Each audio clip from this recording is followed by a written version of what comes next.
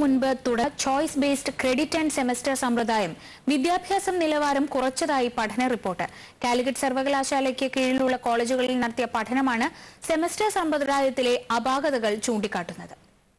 കൃത്യമായ ആസൂത്രണമില്ലാതെ നടപ്പാക്കിയതാണ് credit and semester സമ്പ്രദായം പരാജയപ്പെടാൻ കാരണമായതെന്ന് പഠനം ചൂണ്ടിക്കാട്ടുന്നു. കേരള പ്രൈവറ്റ് കോളേജ് ടീച്ചേഴ്സ് ഫ്രണ്ടാണ് കോളേജുകളിൽ സർവേ നടത്തി റിപ്പോർട്ട് പ്രസിദ്ധീകരിച്ചത്. സിലബസിലെ അപാകത ബുദ്ധിമുട്ടുണ്ടാക്കിയെന്ന് സർവേയിൽ പങ്കെടുത്ത അധ്യാപകരും വിദ്യാർത്ഥികളും അഭിപ്രായപ്പെട്ടു.